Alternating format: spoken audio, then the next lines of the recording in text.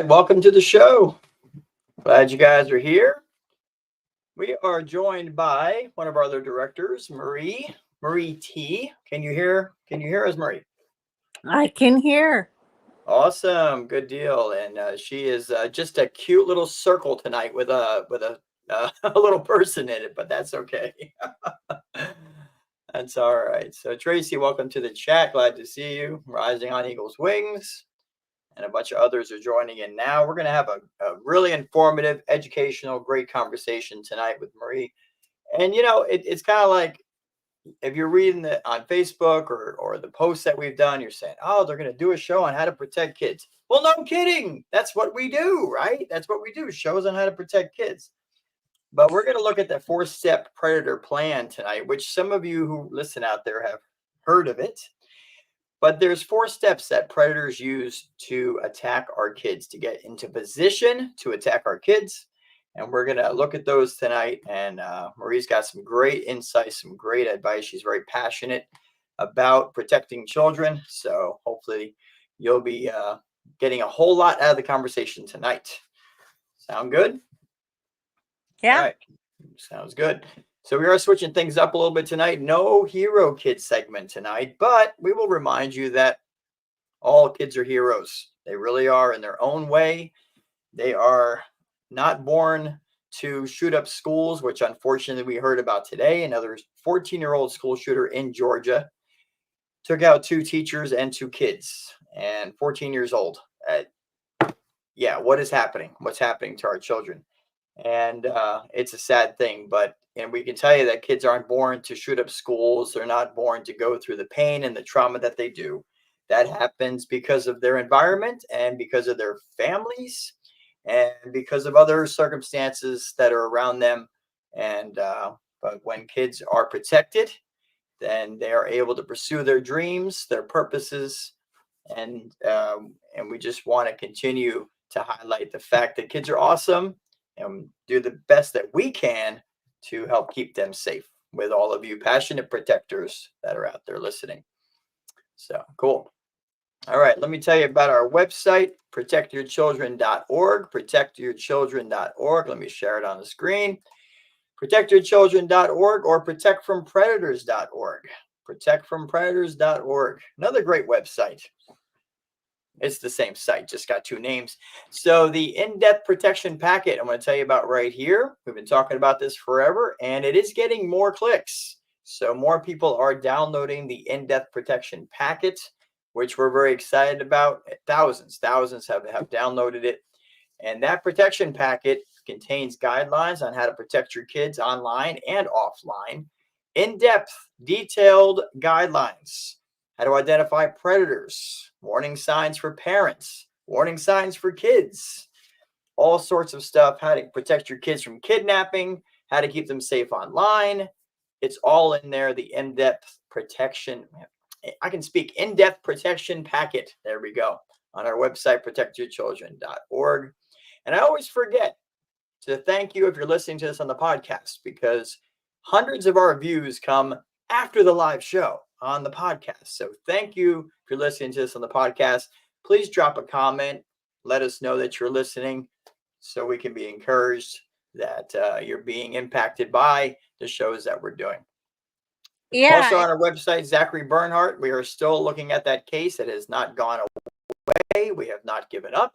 We will never give up on this 8-year-old boy whose life was destroyed by what we feel one of the theories is correct with, that it's something to do with his family. And we're going to continue to investigate that to the best that we can. But you can see all the videos, the summary, the details, what we've uncovered in this strange case of this missing boy right there, Zachary Bernhardt missing. All our live shows, and yes, we finally updated it. All our live shows are updated here, all the way up to last week, actually, the week before. So you can catch all our live shows right there and so much more. You can donate, help us out, help us get the word out on how to protect kids. You can do zip code predator searches by clicking on the link, clicking your state, put your zip code in. You can see all the arrested predators that are around your kids. You might be surprised. Definitely want to check that out, and a whole bunch of other stuff. So protectyourchildren.org. So cool. All right, Marie, how are you? I'm doing well. Thank you for asking. Doing good. Awesome. Good deal. And you get a lot of rain down there too? I mean, it's been nonstop up here every day. Every day. Yeah. Every day. Yeah, it's unbelievable. We're just praying that the hurricanes stay away from you down there because, Exactly. Because, we're in Hurricane Alley down here. No, absolutely. For those of you listening, Maria is in the Sarasota area, and we're up in Tampa. And the last 2 or 3 hurricanes, I think, over the past few years that have come through Florida have unfortunately hit her area and not Tampa. So it's very nerve-wracking this time of year, but it's looking better because we're into September already, and there's still nothing out there. So we'll keep our prayers up that no hurricanes hit you over there, right? Yes. And last year, it was the 22. It hit September 28th. So keep praying that it stays on the outer East Coast or, in the Gulf. But there are so many people affected, in the northern part and in, the upper eastern part of the Carolinas and stuff like that too. So yeah, there's really no safe place when that happens. We just no. we just want them to stay off the coast. That would be Yeah. nice, And stay safe. And that's it. That's the most important thing. For those of you listening out there in the chat, Tracy's in the chat, a couple other people. Can you hear Marie okay? Let me know in the chat if you can hear her okay. And if we're coming through loud and clear. So a little story here.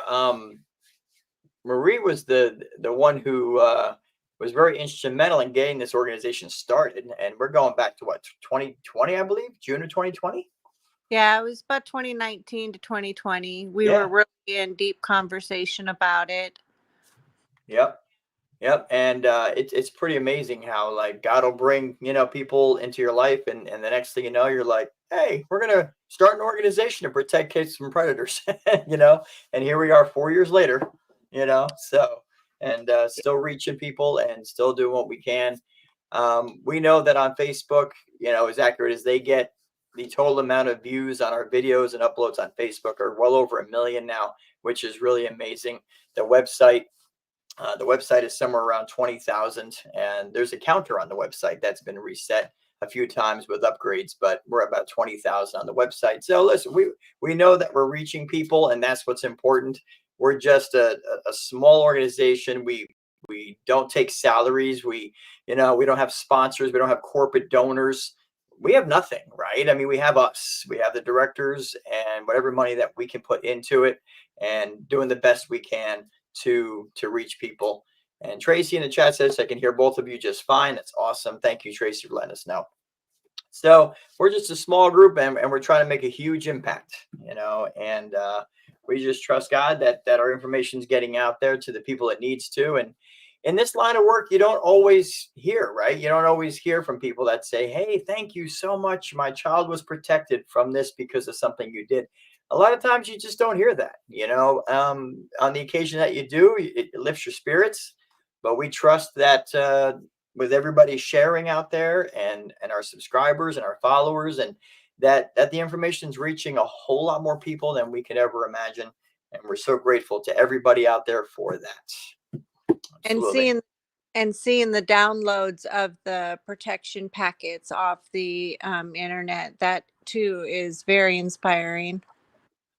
Yeah, it's encouraging, and the reality is that people can download it and they can print it out, they can copy it, they can leave it out places, they can hand it to people, they can click the link and share it, and we don't have all those stats. So it's probably well more than 2,000, and that's what we're trying to do. I mean, we try to take on the whole world, no, but if we can make a difference in our communities and protect some of these kids from this nightmare of these evil predators, then we're doing God's work. We're doing a good job, and that's what our goal is, right?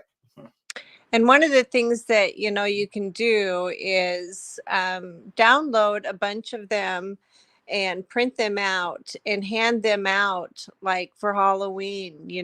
They take them home. The kids Yes. take the bags home, and the parents go through those bags And you'd be surprised how many parents will look through that stuff, and there's awareness being brought to the parents at that time, and even the kids.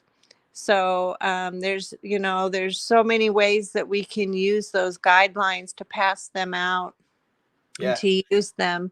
We could church Sunday schools. There's just so many places that they can be printed out and handed out at, that it would just amaze you how far those packets can go. No, absolutely. And on our website also, there is a place where you can download a Protect Children flyer, which got our QR code and everything on it. You click download, print that out. And I tell you, you put one of those, into each one of those kids' baskets, into their pillowcase, into their bucket, and they go home with that. And the parents says, "Oh, what is this? Oh, look at this. We can scan this code and learn how to keep our kids safe from predators." So there's a lot of stuff that people can do if they can't donate. And it's just as important to get the word out. So that's a great point, Marie. Thank you for bringing that up. We Especially should with have Halloween coming up, when you're going to have millions of kids out there across the country just walking the streets, and oh God help us. So we should have t-shirts with the QR code on the back. That way, when you're standing in the line at the grocery store, people are checking out your QR yeah, code just no, to see.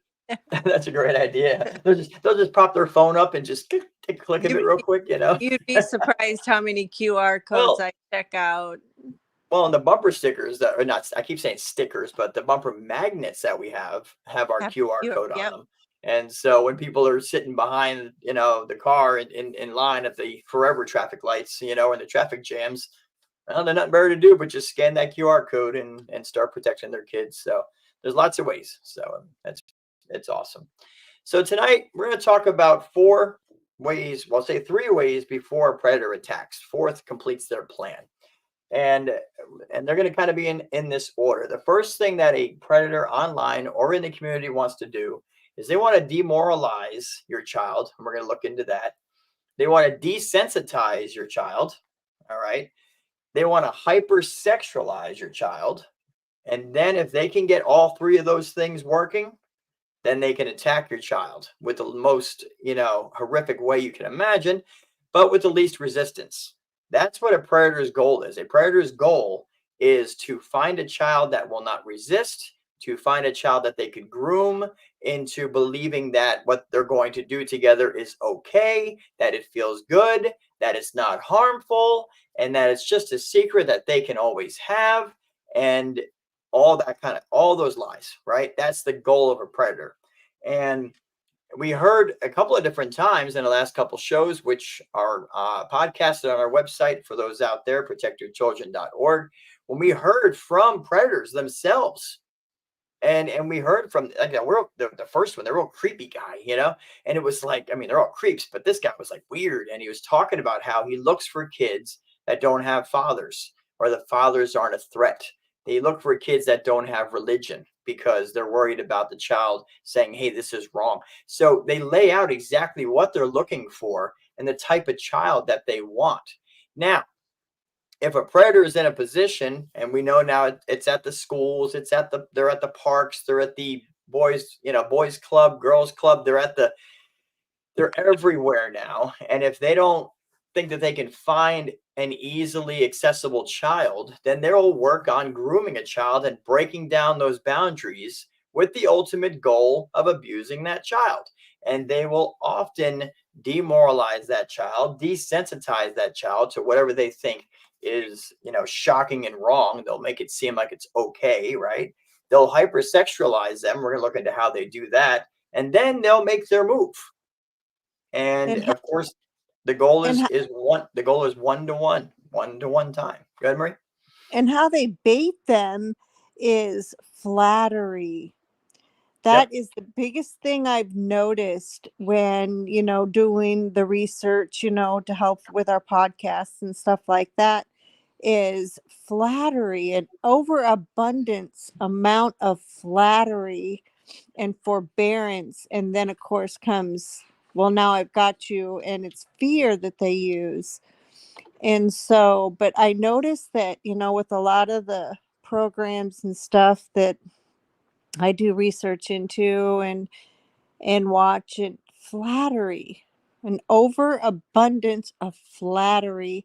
Yep. That should be a major warning sign if you see an adult just constantly flattering your child. Yeah, smooth talk and flattery. And we see that online, which we're going to talk about in a little bit. That's the first way it starts. Hey, great video. Oh, you did that really well. How did you do that? Open-ended questions to try to get the child to respond, to draw them into a conversation. But it is always about that flattery. And they know kids love to be complimented. Kids love to have their self-esteem boosted a little bit, to be told that they're doing a good job, to be told that they're really good at something. And of course, that doesn't mean that everybody who compliments a child is wrong. Of course not. But the predator will do that to make that child feel good with words, earn that child's trust, develop a relationship with that child, and then use that as a vehicle to abuse the child. So smooth talk and flattery is right there at the top of the list. Yep. And with my So, daughter, it was, oh, you're so beautiful. You're mhm, just, you don't look like you're 13. You look like you're 17 or 18, and you can be a model, yep. and all of these different kinds of things, and that just turned into a nightmare within itself. But it's the flattery, and these young people love it. Love that Yeah, flattery. they just lap it up. Yeah. And then it goes into flirtatious, just, I don't want to say innocent, because it's not innocent by any stretch of the means, but to them it's like an innocent little flirtatious, but there's the warning signs of um that flattery and that flirtatious talk.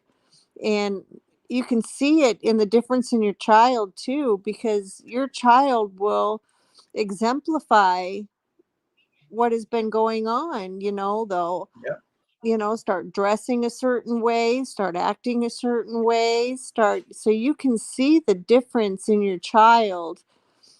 And Yeah. so it's having that awareness and having that protected, secure place with your child, that they can come to you and tell you before something bad happens.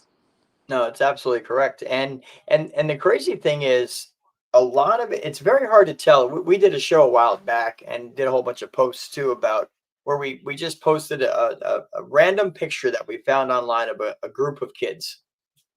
And we posed the question, who can tell us which one of these kids is being abused? And everybody's response was, well, it's hard to tell. They all look happy. They all look the same, you know. And because what happens with these groomers is they get these kids to become very, very good at hiding and acting as Hmm. normal as possible, right? And then we did a post of just a random group of guys, and we said, who can tell us which one of these people is a PDF file, right? That's how we say it for YouTube, right? PDF file. And well, could be that guy, could be that one, could be that. Hard to tell, right? There's nothing that stands right out on the surface where you can just look at somebody and they can say, well, that person looks creepy. They probably might be, or that child's upset, so they possibly could be. You don't know until you're involved, right? Until that child's behavior starts to change, until that adult that's around that child, you start to see the warning signs. You got to be looking out for those things. That's how you start to identify it, because, right? I've mentored kids for a long time, and I can tell you that when you have a child who is not getting attention at home, right? Say their father's gone, or something, and then you start hanging out with that child, and you're taking them places, and you're talking with them, and you're caring about them, and you're praying for them. They'll come home and they'll be like on cloud nine, right? Like, wow, this person, it was so nice, I had so much fun, we went and did this, and they get, because they want that attention, right? Now, And for they the automatically go to, this person cares for me. yes. Hmm. That's what happens. And so, and there's the parent is going to go, hey, well, that's fantastic. That's great, right? But you know what happens sometimes is there are kids who feel the same exact way because they've been groomed by an adult predator or an older teenager who's also being sexual with that child, right?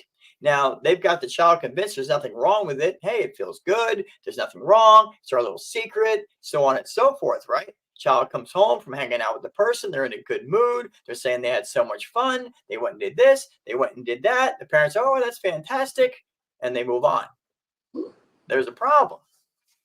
And the point I'm making is that, right, like a lot of times it's very similar. That the person that wants to help a child can produce a behavior, right? And the person that wants to hurt a child at the beginning can produce that same behavior. It looks like they're just a friend. They just care. They're just helping out, right?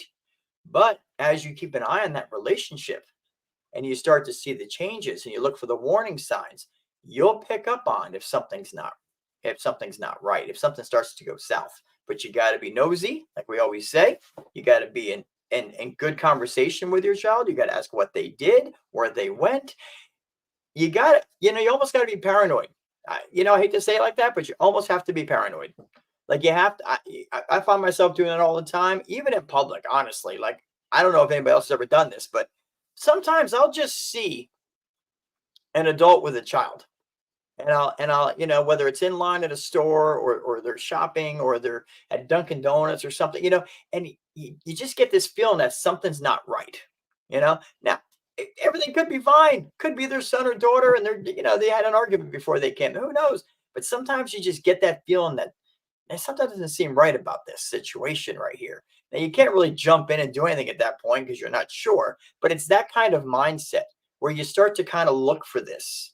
And when you apply that to your own kids, right, and your own family, and if you're a teacher, you apply it to your students, where you start to just kind of like look at things through that kind of mindset, you'll pick up on things that are not right, and you'll know how to inquire about them.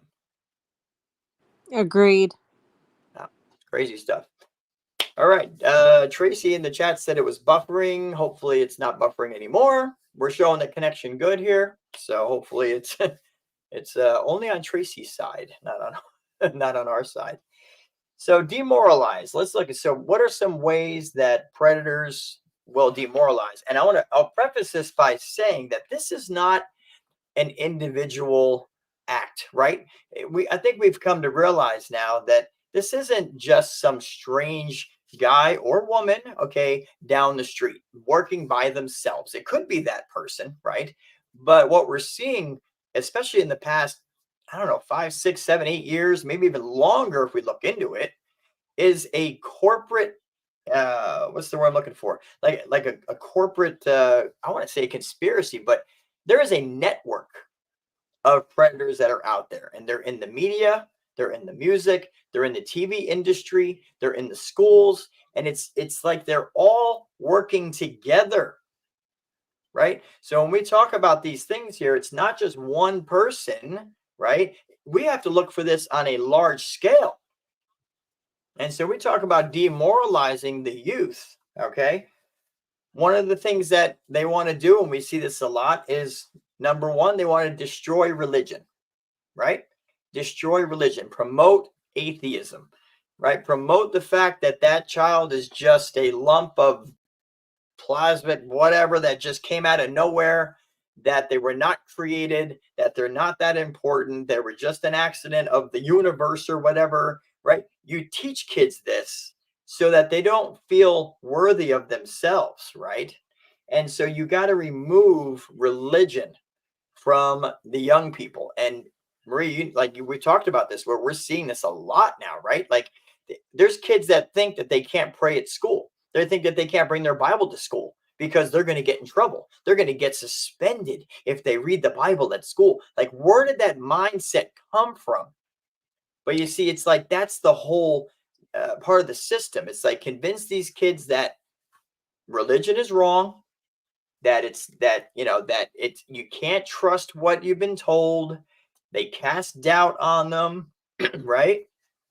They make it look uncool, If you're a Christian or any other religion where you're trying to not do drugs, not have sex before marriage, not go out and party, if you're trying to have the right morals, to do the right thing, then you're made fun of, you're cast aside, right? You're ostracized. You're the one that's not cool. You're not part of the group, right? So it's like they use this peer pressure, right, to get these kids to just stop believing in what they've been taught, and to lose that moral foundation that they have. And we've heard the lie that only weak people believe, right? Only weak people believe in God. It's a crutch type of thing, and make kids think that if you're really tough, you don't need God. You don't need God. Now you'd say, well, there's a duality thing going on here, because on one side of it, there's just the enemy at work, right? Of course, trying to get kids to stop believing. But predators love this too. Because if kids don't have a moral foundation or a religion that they hold to, if they don't hold to the fact that fooling around with another man or another woman or an older person or whatever is wrong, if they can be convinced that that's okay, then there's more likelihood that they're going to do it. And Christianity is the only one being attacked. You Yeah. don't see the Islam, you don't see any of these other Buddhism, any of these other religions being attacked. It's Christianity that's being attacked. It And is. so you can even, if a kid wears a shirt to school that says Jesus is king, they're asked to put a sweatshirt on over it. Yeah, turn it inside out. Yeah. Right. And and the reality is that, and we're clear that we are a Christian-based not-for-profit. Now we are welcome to, and listen, pedophilia is in every religion. Okay, we're not judging anybody. That's not our position to do that as an organization. We want to protect all kids, black, white, gay, straight, whatever the case is. We want to be able to protect and help all kids. But there is a valid point that if Christianity is perceived as power and it's perceived as passionate, then they want to rip that away from the kids. They want to make sure that they do not have that to hold on to, or to turn to, or to feel conviction from, right? So if the kid goes and does something that they're not supposed to, maybe they actually won't feel bad about it, because they're not thinking, oh, I got to confess this now, because they don't believe anymore, right? That's Well, all kind of part of the process. and they Make think, the child second guess themselves. well, This happens all the time. Child will and say, no, I'm going to wait till I get married before I have sex. And the predator is going to go, well, are you sure about that? I mean, what if you're not compatible at that time? Don't you want to check it out first? And don't you think you should do this? And start making them second guess what they believe. and Kind of get them to stop believing it in order to break down a potential barrier to the abuse that the predator wants to do. And predators see a strong Christian child as coming from a strong Christian foundation, mother, father, and that scares them. So it has to be broke down. It has to be, made to look like we're lunatics because we believe. And so they have to, in that sense of demoralizing. Yep. And because that's how they break the family unit up, and family unit now is public enemy number one. Yeah, just like that So they got predator to said. break the family apart. Yep. And that's the other part of it. They want the child to only rely on them, Yeah, on the how they can predator. isolate them. Yep. And then the child will feel like they have no one to go to. That's exactly what they do. And it's not, and I'll tell you out there listening, it's not a quick process. This is, they use that old adage that, the devil's not going to show up with a pitchfork, okay, and horns. The devil usually appears beautiful and very subtle. And so it's the same way with these predators. They're usually, well, sometimes they do because they're really stupid. But, usually they're not just going to come out of nowhere and just sit down and try to start touching your child. Usually there's going to be a grooming phase, a testing phase. Let me check the barriers of this child. Let me get to know them a little bit. Let me get to know the family a little bit. Like, there's a whole process here. And predators can be very patient as long as they know what their end goal is and they think they can get it. They listen. Just because your child's hung out with an adult or an older teenager of some sort for 3 months and you believe that everything's been absolutely fine, does that mean you stop asking what they do? Does that mean you just assume that that person is never going to do anything to that child? No, you always have to keep your eyes open because it can start at any time. Well, and then you even need to ask even more so, because why is this child so engulfed with this adult that is not a part of the unit? So then Right. you really need to get more involved with, why does this adult want to hang out with my child so much? Yeah. Well, and that goes to the other point that, and this is in the guidelines too, that there is no reason, and we always say this, without a parent approval, right? Without parents' permission, without there being an openly stated reason, because there are some very good reasons for kids to have adult like mentors and counselors. Absolutely. Right. I mean, but the parents should be fully aware. They should know exactly what they're doing. Permission to see that child goes through only the parent. Plans go through the parent. Where they go goes through the parent. The time that child is going to be home goes through the parent. What's the common theme here, right? There ain't no reason an adult should be hanging out with your child unless the parent has okayed it and they're keeping an eye on it and they're being nosy. Because again, there are good people out there that can impact the life of a child in amazing ways, right? But at the same time, there's It ones has, that are in position to hurt that child. And you always have to keep your eyes open and be yeah, it nosy. has to be monitored. Exactly. Tracy in the chat said they've created an environment perfect for predators to hunt in. They absolutely have. They absolutely have. They absolutely have. So the first one was demoralize. So they destroy religion. They do it by mocking it, cast doubt on it, make it look uncool. Only weak people believe, they tell them, make the child second guess themselves, right? And as you hit on, Marie, they sow doubt in what the parents say. That's the predators will do that. And they use that tactic online all the time. We see it when these predators get busted, and thank God for the rise in that. It's almost become like a trend now, where everybody and their mama is actually trapping predators, and and they're putting it on video, and then they're going to meet them, and the predator thinks they're meeting a kid, and police arrest the people. It's almost becoming popular to do that now. It's like a trend, which is good because that means there's a whole lot more people catching these people. But what you find out is in the initial conversation starters, the predator's saying, "Oh, how's everything with your mom and dad? Oh, well, we don't get along very well. Oh, yeah, I didn't get along with mine either." Right? And why? What happened? Oh, my mom just doesn't understand me, or my dad just doesn't understand me. He's too tough. He's too strict. He puts all this pressure on me. Oh, well, I would never do that. You can just be who you want to be, and I'll accept you. Oh, now you're hearing what the child wants to hear, right? You're saying what the child wants to hear. Oh man, this is amazing, right? And so that predator will try to sow doubt in what the parents are doing and what they're saying in order to isolate that child so that they only trust in them, right? Because then the child feels like they got no one else, right? Well, That's and the they want goal. to belittle Hey, the all you got is me, they say.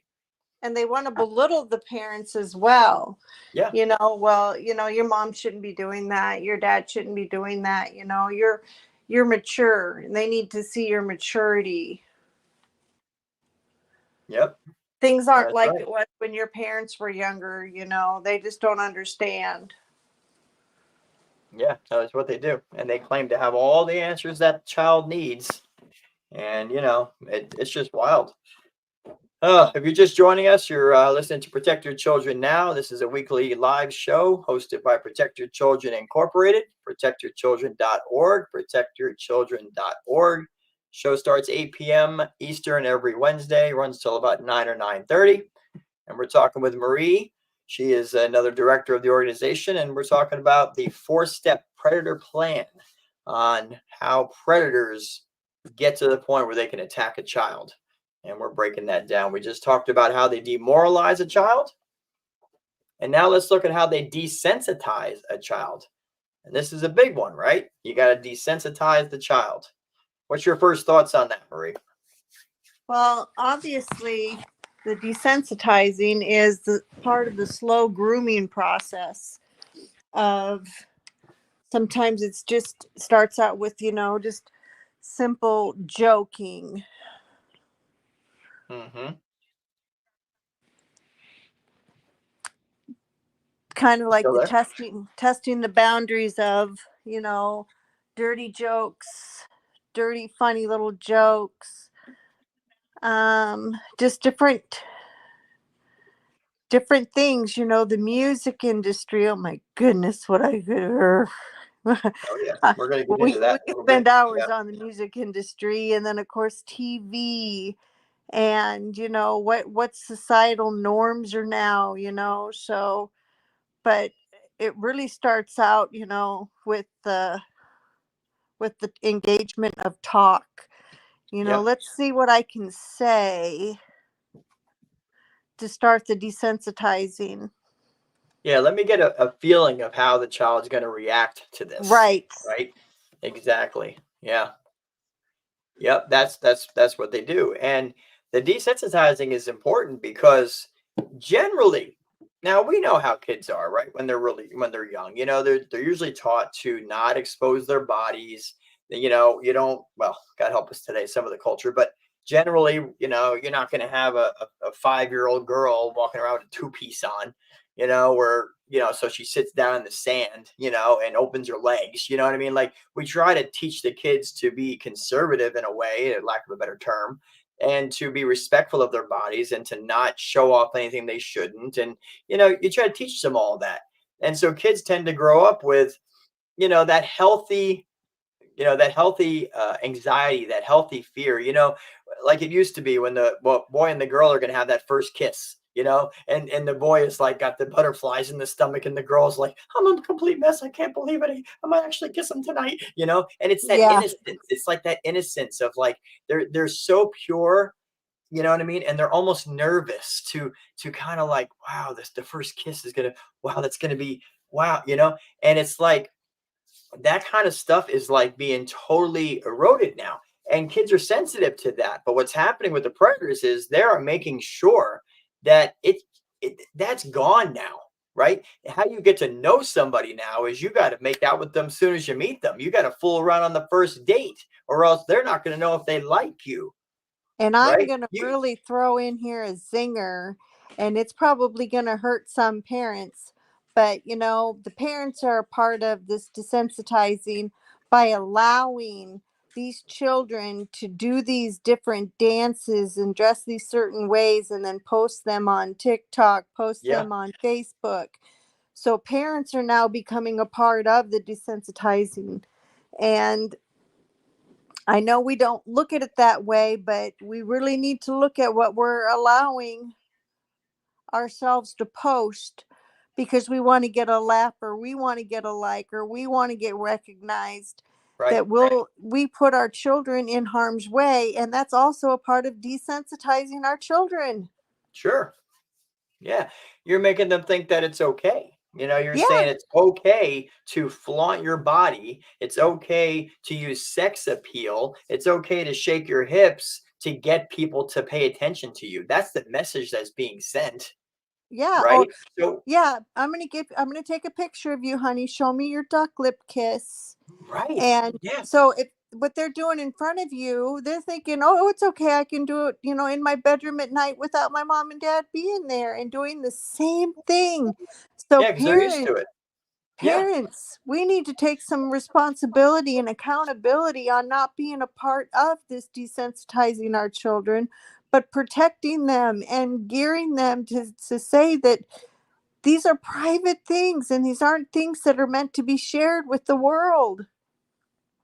No, that's right. And you hit on it with the music. The desensitizing is a couple of points here that, and remember, this is a corporate thing. I really firmly believe that there's a corporate effort going on here with predators all over the place. And the idea is to flood the music right? The music, the movies, the social media, flood all of that with sexual themed things, right? Sexual items, sexual jokes. Tracy in the chat made a great point. The conversations amongst all the kids there, all the sexual jokes. That's the number one thing. Yeah. It's gay jokes, it's intercourse jokes, and it's like, look, I know when you're a kid, we did it when I was a kid. Sometimes there's a rebelliousness thing in there, and you're kind of joking about it, but kids used to have a standard though, where they would say enough's enough, but they would never actually go out and do it. You know what I mean? They'll joke about it, and it was the Van Halen hot for teacher kind of deal, right? No one actually thought that the band was saying to go stay after school with the hot teacher. It was just more of that touching on that rebellious teen thing, right? But unfortunately today, But it was they a don't know where part. to stop. But They don't know where to but stop today. but It's I believe that was a part of the start of the desensitization. oh, it Because is. we Yeah, know that the music industry, we know that Hollywood, we know that all of these other entities are all involved in the grooming of our children, the desensitizing, demoralizing, and attacking our children. And so it is a corporate entity that initiative. is Yeah, coming yeah, after our children. And I mean, look at how many pedophiles are in the music industry, in Hollywood, all around us. yeah. And so it's really up to us as parents to, like that song when you're a kid, when you be careful little eyes what you see, be careful little Hmm. ears what you hear, be careful little feet where you go. And we really need to be back in that mindset of protecting our children's ears, protecting our children's eyes, and taking a stand and saying, not in this house. Yeah, yeah. No, you're absolutely correct. And it's like I said, the music, the movies, the social media, and you hit on it. It's a slow drip over time, right? I Yeah. mean, it's like again, they don't come right out and just throw it out there because it shocks people. We're seeing not to get political, we don't want to go down that road, but it's kind of like what's happening with the left and the right. The stuff with the gender, changing the kids want to change their gender and this and that. The other thing, like that stuff came out so fast and so hard that the majority of America is going, whoa, hold it. No, we're not for this. Whoa, slow down here, right? Because they tried to push that out so fast on the American people and they weren't ready for it. So what's happening now? They're going to back off a little bit and they're going to go back to the just do a little bit of time, like the frog in the boiling water analogy, right? Yeah, It, like one state we at a time. One state at a time. Let's start in California and then we'll move our way east. Yep, we'll get it And okay over here, and yep. then we'll slowly make it look like it's okay. We'll desensitize the parents, demoralize the kids, and then eventually we'll be able to just be okay with this. And we'll demoralize And parents too, because we'll make them feel like they don't love their kids because they're not allowing their kids to be who they really are. right, right. And again, this isn't we're not trying to be an anti-LGBT thing here. It's just saying No. that when kids are young, you can't put that kind of responsibility. That's a life-changing, life-altering, non-reversing choice. And we don't want to go down that road, but it is kind of all part of this telling kids that they're old enough to make the decisions that they want. So when the 20-year-old goes to the 13-year-old girl, right, and says, "Hey, we should date," well, my mom wouldn't be okay with it, but you know what? She just doesn't know. I'm in control of my life, the 13-year-old says, right? And it's okay. So she's going to go sneak around and meet with that 20-year-old, right? And then she's going to fool around with that 20-year-old, even though mom or dad says it's not okay, because the child's being taught by the world that, hey, you know more than your parents. You're strong. Be who you want to be. Do what you want to be. Don't change for nothing. Be happy with who you are. And Wow. remember yourself as a kid going, man, I know so much more than my mom and dad did when they were growing Oh up. yeah, we knew it all. Yeah, we We knew knew everything, it. right? Shoot, give us $1 and a pair of shoes and we could live on our own, we thought. That's what we thought. Yep. So they flood the music, the movies, the social media with sexual jokes, sexual things. This is slow drip over time. It's Oh, and the predators will get the kids to question, is it really wrong? I mean, and you know what I've heard, and this kills me in the Christian circles, right? Well, Mary and Joseph were only 14 and 15 years old. Okay. And look at and they talk about how in the Bible days, that the people were so young when they had sex and when they got married. So therefore, it's actually okay for a 14-year-old to be able to say what they want to do and what they don't want to do, right? This is how it gets twisted now. Without getting into the whole biblical history of the whole thing, it wasn't exactly the same back then as it is now, right? But predators have actually advocated for this.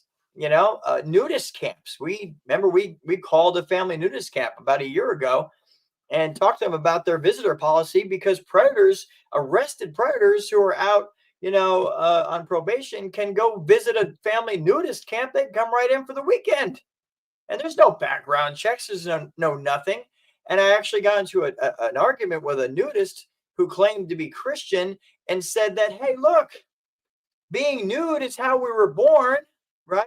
And families should be nude because look at the first family. They were all young and nude, right? Now they're leaving out the sin part and what happened afterwards, but they try to justify it. So they try to like get the kids to say, hey, is this really wrong? Or is this just an old fogey thing, right? The old fogies are saying you Yeah. can't have sex at your age. But you know what? Mary and Joseph were, hey, you're a Christian? Did you know Mary and Joseph were 14 and 15? And they were old enough to make their own decision. So are you. Says no Bible verse ever 14 and 15, but okay. Right? Well, it's just, but that's the whole idea. They just try to take what they can, twist it, get the kids to doubt what they strongly believe, right? Yeah. And then they make make being sexual look like it's normal and popular. Yeah. That's the whole thing. If you're not shaking your hips or revealing, your parts of your body, if you're 11 and you're not putting on makeup yet, then there's something wrong with you. And like everyone else is doing it, and they try to make it look normal. Yeah. And if you're Right? 16 and you're still a virgin, there's something wrong with you. Oh yeah, they won't dare tell somebody that, because then No. that means there's something wrong, Yeah. and that's the idea. Make them believe that there's something wrong with them because they're holding to a moral foundation, right? And they're still shocked about seeing things that they don't want to see at their young age. You got to break those walls down. Tracy said in the chat they were until they sinned, and then God gave them skins to cover themselves. Hello? You know what I'm saying? Like that's usually when the conversation ends with the people I argue with, right? Because that's exactly what I say. You forgot the next line, Well, but that's exactly right. remember, they're the ones who hid from God and covered themselves first. Mm-hmm. Yeah, because they realized that they had done something God wrong. could see, that God could see Yep. through them, and they realized that they had seen the difference between good and evil. Mm-hmm. And so they covered themselves, and then so God gave them skins to cover them. But the whole, demoralizing, making young people feel like, well, if you haven't had sex by this age, then there's something wrong with you. And, Yep. And girls get together and, oh, have you kissed so and so yet? And have you done this yet? And and look at how rampant these sexually transmitted diseases are, and how young these babies are getting it. Yeah. Yeah, and it's all the consequences for what they're doing. But again, these predators, that's their goal. Like they have to break down these things. Now, of course, we know from listening to the predators a couple weeks ago, the first thing they do is look for kids that already don't have this in the way, right? They look for the child that's out there, no sign that they're a believer of any kind of faith. Look for a child that doesn't appear to be well taken care of. They look for the child who has, that never talks about their father and their life, right? Less resistance for the predator, and they look for these kids. But the reality is, when they can't find them, they'll start to work on. They'll pinpoint a child and they'll start to work on them and try to demoralize them, desensitize them. And then the next step is to hyper-sexualize them, right? Because if you get a kid demoralized, okay, now there's nothing really they're holding on to that says it's wrong. Okay. You desensitize them. So now they're used to seeing the sexual stuff. They've seen it a million times in movies and videos and in songs. And, remember the Super Bowl years ago with Janet Jackson, that was the accidental, Yeah. wardrobe malfunction, right? Yeah. Sure, that was accidental. There were millions of kids. You know what makes me sick? It's funny. There was a guy who used to say that all the time on the radio down here. What makes me sick? But you know about the Haktua girl? Marie, you heard about that? Yep. Yeah, okay. You see what the Mets did with her? Yep. The New York Mets, for out there people listening, the Haktua girl, if people are not aware of it by now, maybe you've been under a rock, but it was just a short thing out of nowhere. And somebody asked her, "Hey, what's the number one thing you can do in the bedroom to get your man?" Well, you get the idea. And she made this hawk to it about spitting on the man's private part. Okay, disgusting, right? And then that got isolated. Now she's starting a podcast. She got signed on to a podcast company. Oh, and she's going to get real famous now. Yeah. Because she indicated doing something disgusting with a man. Now, the New York Mets a week or so ago, on all days, which was summer camp day, was to celebrate the end of summer, had the majority of kids 11 to 13 years old in the ballpark. And who do the Mets bring on as the guest to come out? The Haktua girl. Okay. This is grooming continued. For them to make that decision. Grooming on steroids, because before it was little by little by little, and now it's just in your face. Let's throw her right out there. Let's put her right out there. And what message to send to the kids? Now, first of all, Mom, who is this girl out here? Well, and for all the kids that know about it already, it's like, wait a minute, I can make a sexual joke like that on camera. And I can get famous. I can be out here throwing the first pitch at the New York Mets game if I just be dirty. Yeah. Like, think about that. That's insane. But this is what's happening. And this is what we mean by it. Like, it's a corporate thing going on here. This is like, who in their right mind thought that'd be a great idea on a day when there's mostly kids in the ballpark? I mean, but they don't care about that. So remember the podcast? These kids. Go ahead. Remember the podcast we did about a month ago where the girls were talking with the the lady from Bark. Yeah, and they were like, more skin, more clicks, more likes, more money. Mm-hmm. Isn't that something? Tracy in the chat said she just had this argument with her brother-in-law today. He feels we should not be ashamed if the human body ashamed of the human body. And that's the other lie. It's not about being ashamed of your body. It's about protecting your body, right? It's about respecting yourself enough to not make somebody's eyes water and make them drool and like you just because of sex. That's what it's about. There's nothing wrong with it. Who's saying a girl should be? No, they shouldn't be ashamed of their body, but they should protect it, right? But that's all part of the hyper-sexualizing, right? The predator, the predators want to make sure that you have sex talked about all the time, right? It's got to be all over social media. It's got to be all throughout the schools, right? It has to be, in the jokes, in the stories that they tell. They're going to try to encourage kids, to tell them it's okay to share experiences that they've already had. Right? Hey, have you done this already? Oh, yeah, I did this, and then this happened, and this happened. Wait a minute. Remember the colored bracelets? Yes. The colored jelly bracelets? Yes, exactly right. And you remember something back in the 80s, and I'm aging myself here. We had the soda pop tabs. Yep. That's what we did, right? Yep. First base was one part of the soda pop tab, and then second base, third base. And if you pulled off that whole ring and you wore it on your shoe or wore it on your bracelet, that means you had sex with somebody. That was a way of letting people know what you're willing to do. Even then it was happening, right? Yeah. But it's just crazy now with the bracelets. Great point. And you know what I just saw earlier, and I got to look into this. We actually might do a show or a podcast or a video on this, but you see this stuff going on with Stephen King, that, the horror guy, Stephen King, right? You Yeah. know what's going on with him? This is starting to slowly drip out. I caught a little bit of it earlier, but apparently in the book for the movie It, there's a book version, right? Which has been in all the school systems across the whole country for God knows how long. Florida just banned that book as inappropriate, sexually inappropriate to be in elementary and middle schools. Oh, thank you. So Stephen King posted on Twitter an expletive, Florida just banned 23 of my books. What the F? He was all mad.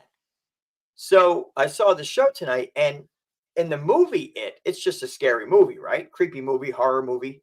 But in the book, there is a whole chapter in that book that's explicitly describing an orgy with kids.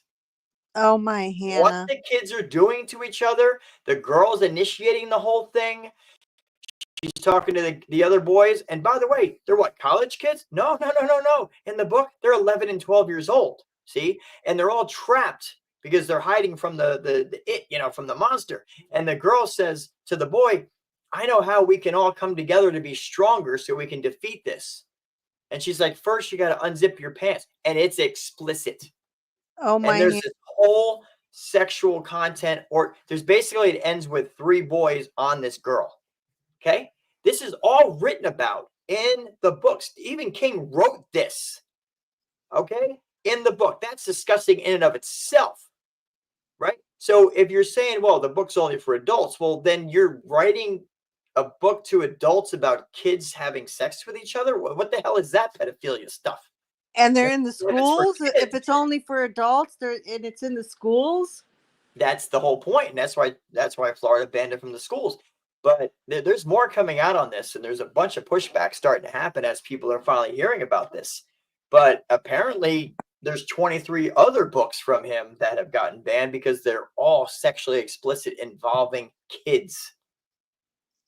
It's how much of this has been out there, and nobody ever noticed this. Like, has a parent ever read the book It before their kid did? I don't even know, but that's just an example of how you have to have it everywhere. You've got to permeate. It's got to be permeating every part of the kids' lives.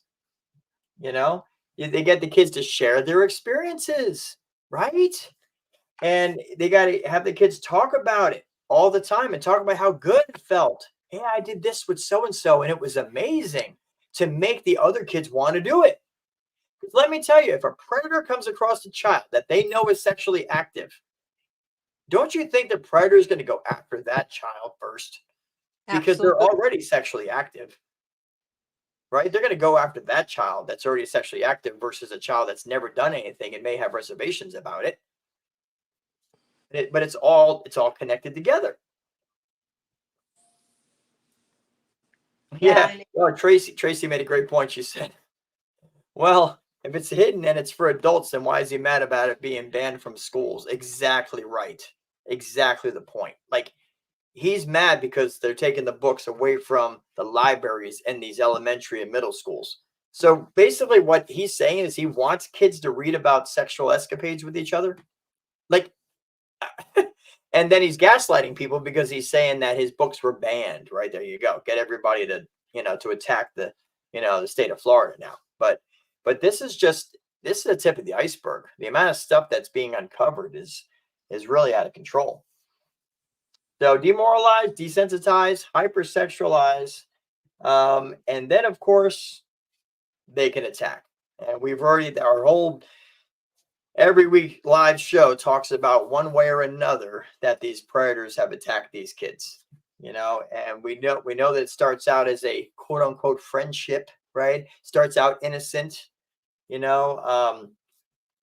It's happening with what, social media, the internet chat rooms. Did you know there's something out there called porn rooms? There's literally rooms that kids know about where they can go into this room, and the only thing that happens in that room is revealing themselves to other people.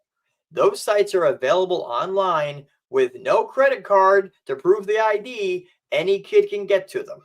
They're called porn rooms. And the kids have access to them if the parents are not blocking it and the parents aren't paying attention and predators are hanging out in there. Let me tell you what. And that happens. And all the different websites. And to show you how non-political this is, it's from both sides. Our government is complicit with this. Absolutely. They're not doing anything about it. I mean, it's like there's a few people on each side that are screaming about it, but corporately, nothing's happening to stop it. No, it's Florida's not doing a good job. I mean, Florida's stepping up and they're banning a lot of this stuff from these kids, which is great.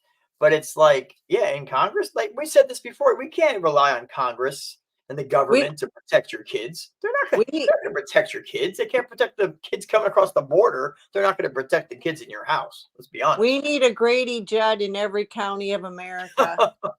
Let me tell you something. He's on fire, man.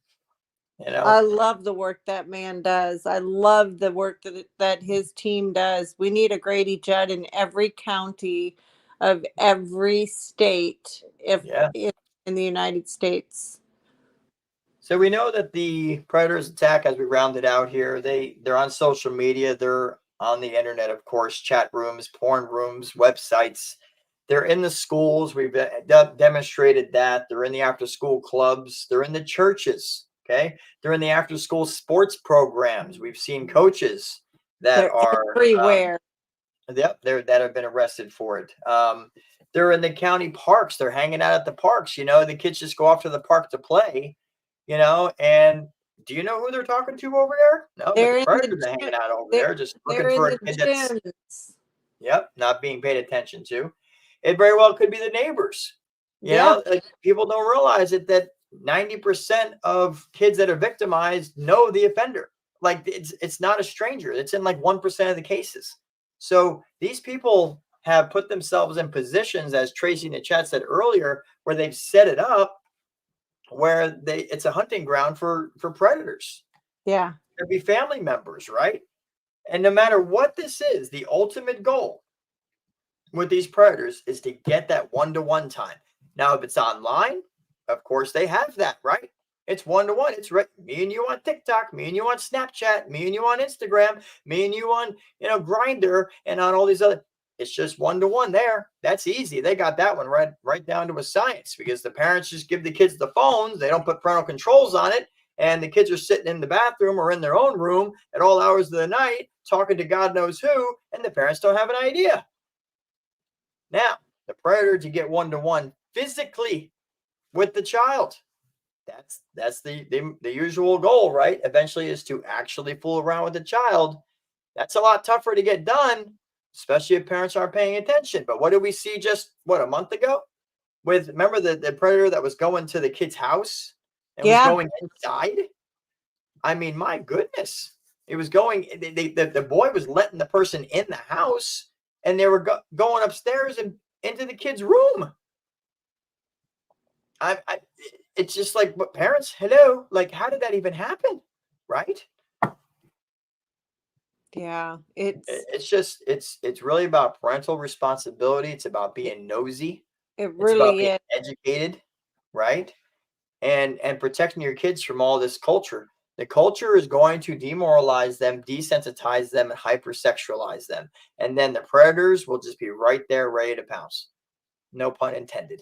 But that's exactly what's happening. And it is all over the place now. And if parents aren't engaged now more than ever, we're going to lose a whole generation of kids. A lot of kids today have done so much already that their parents don't know about. And they think that's powerful. Kids think it's powerful to hold secrets, right? They got this secret, that mom and dad don't know, and then they walk around with that. And it's up to mom and dad to figure out if there is a secret. And what is that secret? And how devastating of an effect can it have? That's absolutely correct. They have to do it. All right, we're about to round out the show here, but we ask that you would like and share and subscribe.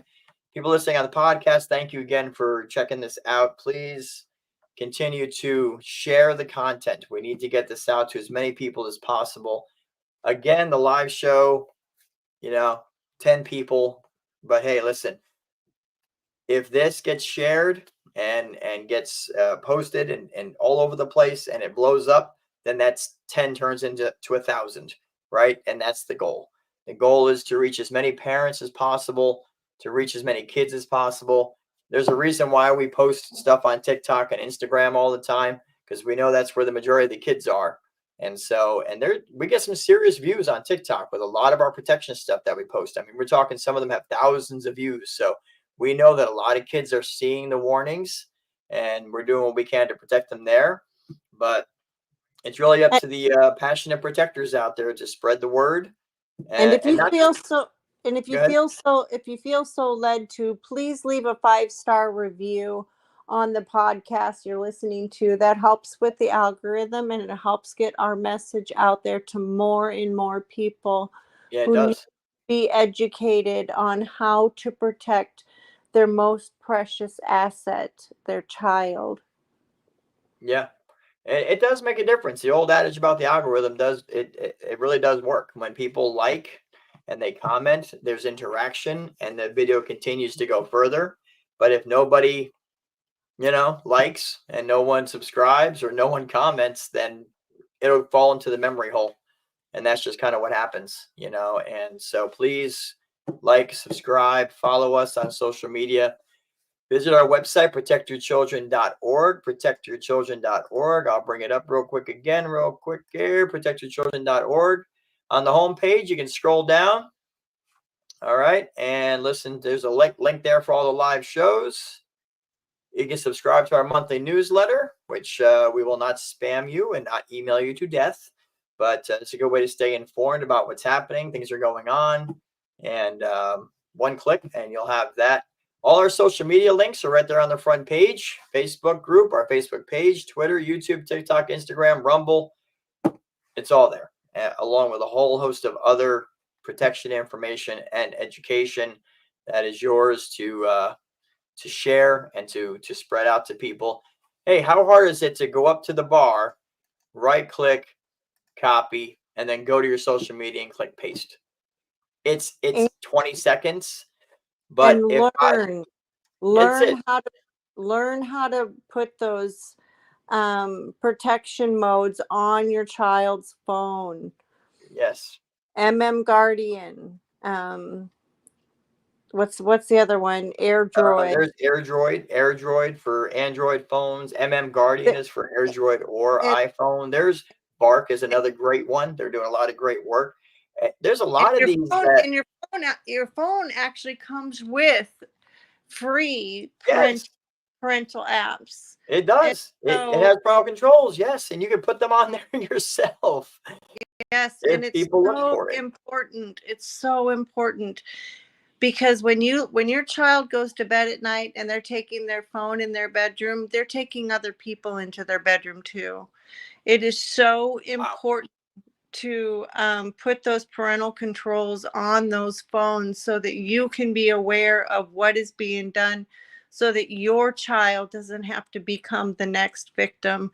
Because the not my kid syndrome, it only lasts for so long until it becomes your kid. That's right. That's right. And if this message scares parents a little bit, then that's great. But scaring doesn't mean you got to go hide your kid in a corner, wrap them in bubble wrap, right? That's what we've always said. It just means that you're opening your eyes, you're talking with your children, you're educating them, you're doing the necessary deeds to put parental controls if needed on their phones. You're asking about their interactions. You know who they're hanging with. It's taking those proactive steps. Because really quick, right? Every one of these cases we've been hearing about, and by the way, we're up to 14 female teachers now in the last 2.5 months. 14 have been arrested in the last 2.5 months for with their students. And in addition to the 14, there's 2, but of 2 males. Every single one of those cases, you better believe it, every single one of them, social media was involved. And sometimes for months and months and months, social media was involved, and the parents had no idea. And that And tells us that the not my child syndrome, it's a deception. Predators want you to believe that. Listen, a predator would love for a parent to believe that it would never happen to their kid, because that attitude means that they're not paying attention, because it'll never happen. And a I was predator's got a better chance if they think the parents aren't paying attention than if they are. I was that mom, not my kid, not my kid. And then it became my kid. And then I have been just total upside down, inside out, and backwards with not only can it be my kid, it can be my neighbor's kid, it can be my grandkid. Yes. And I am the biggest advocate for being out there and aware for the children that are not just in my home but around me. If you see something, say something. Yeah. But if you have a child who has a phone or even a laptop or tablet or whatever, there are parental controls that can be added to those things. Not my kid syndrome only lasts for so long until it becomes your kid. That's true. And we'll close it out with a note from Tracy. And she said another police officer was arrested too. We saw that. So this is all over the place. We got to do our part. Parents, do your part. And certainly if you need any guidance or advice, reach out to us on any of our social media or on our website, protectyourchildren.org. Drop us an email. We reply pretty quick. And anything we can do to help out, please let us know. And stay notified by click and follow, like, subscribe, notification bell on YouTube, Rumble, all that stuff. Stay notified of what we're doing, what we're posting every day. And we're going to keep working hard to keep our kids safe. Marie, thank you for being on tonight. We really appreciate you and everything that you do. And Well, thanks for having me on. Absolutely. And Tracy in the chat, thank you for being there. I think Tracy was the only one in the chat, rising on Eagle's wings at the beginning, but Tracy is the only one in the chat tonight. So, but there was a bunch of other people we can see here watching online that are not able to chat or just haven't. We thank you. And thank you for being here. We thank you, Tracy. Absolutely. So, all right. Until next week, this is Protect Your Children Now with your host, Christopher Gelson and Marie. And we hope to see you next Wednesday, God willing, 8 p.m. Eastern time. And until then, stay nosy, keep protecting, and God bless. Good night. Good night.